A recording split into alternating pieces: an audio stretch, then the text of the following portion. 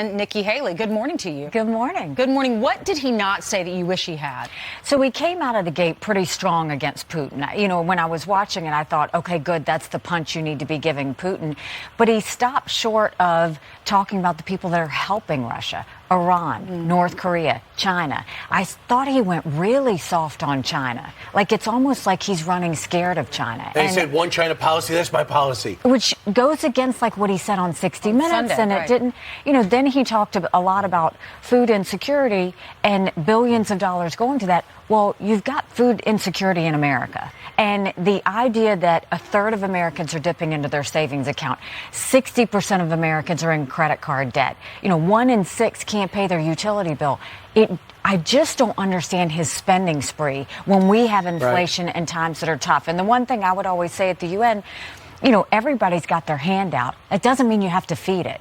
You got to take care of yourself first before you can take care of anybody else. You mentioned those countries that are supporting and not stopping. Russia saying, hey, I'm open for business. Iran, Belarus, China, North Korea, Syria, Venezuela. We actually have a map of that. But we can put India in there, too. India is a big customer for their oil. Why don't we pressure that democracy to say, you know, you're going to pay the price for this unless you make it clear the checks are going to stop? Well, we need a friendship with India. And what India is doing, this is very interesting. I'm disappointed that India hasn't come out and really been more supportive of Ukraine. But India doesn't trust the situation.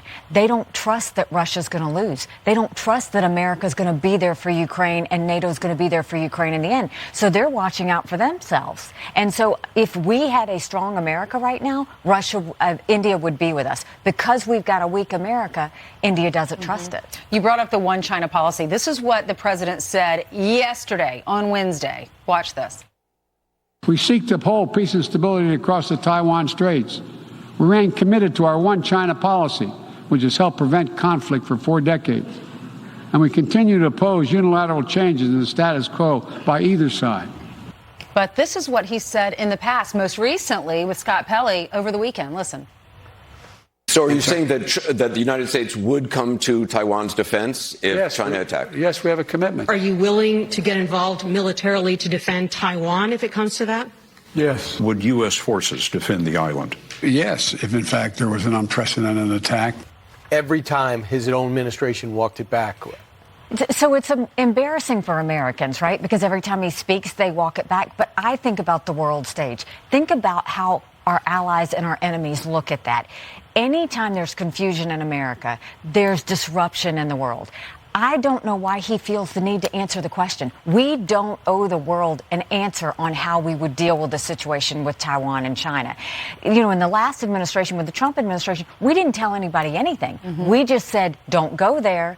Don't test us on this because you don't want to see what we're going to do. That's the approach you take with foreign policy. You don't throw your cards out on the table and tell everybody what you're going to do and when you're going to do it. And it's even worse when you disagree with your own administration and there's, you know, not even, you know, a common ground on where they are. Yeah, you're right, because that would cover you if you don't know the answer. But it also sends a message to our adversaries, don't go there because we'll come after you. It's good to be unpredictable, especially when it comes to foreign policy. Ambassador, Governor, great to see you. Thank you so much. Thanks for having me. Thanks for coming in. Meanwhile.